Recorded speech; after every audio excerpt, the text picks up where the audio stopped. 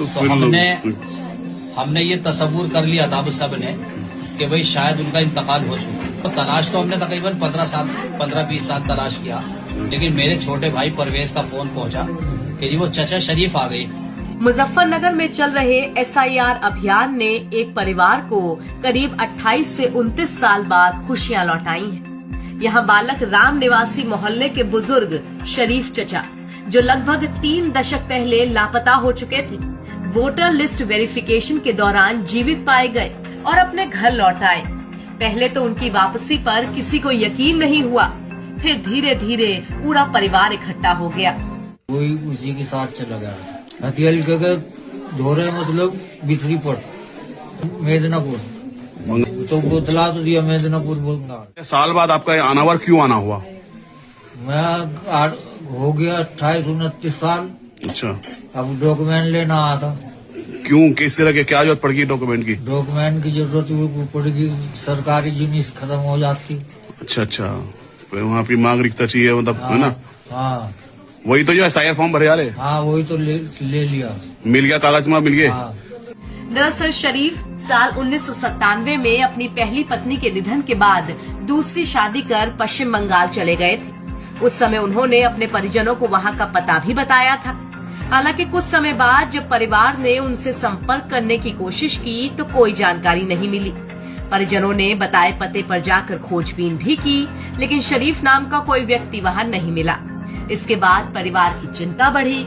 लगातार कोशिशों और कई वर्षों की खोजबीन के बाद जब कुछ पता नहीं चला तो शरीफ चचा को मरा हुआ मान लिया गया।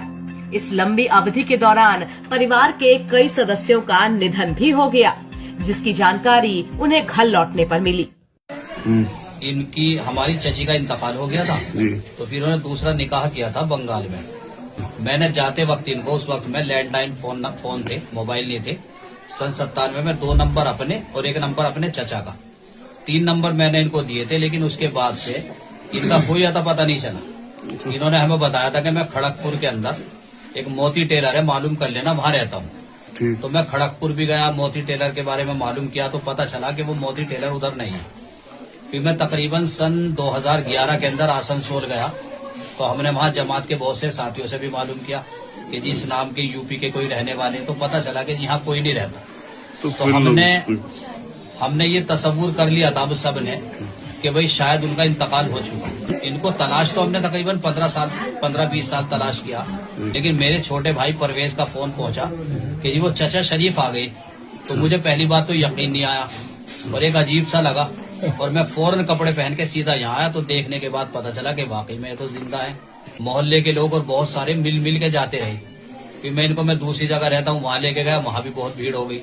अब जिनको भी मालूम हो रहा है वही मुलाकात कर रहे हैं, और दूर दराज के जो रिश्तेदार है वो वीडियो कॉलिंग हो रही है और वीडियो पे इनसे बातें हो रही है।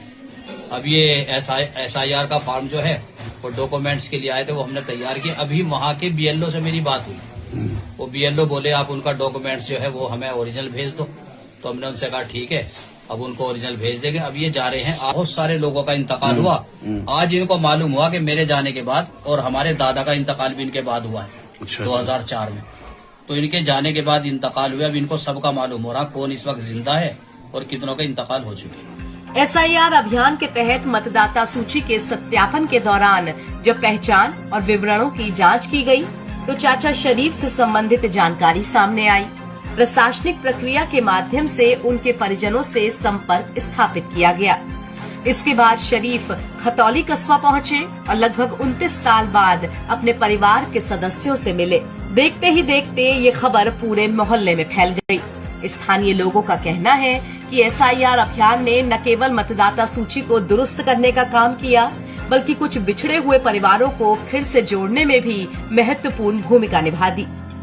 नवभारत टाइम्स के लिए मुजफ्फरनगर से रामबाबू मित्तल के साथ ब्यूरो रिपोर्ट।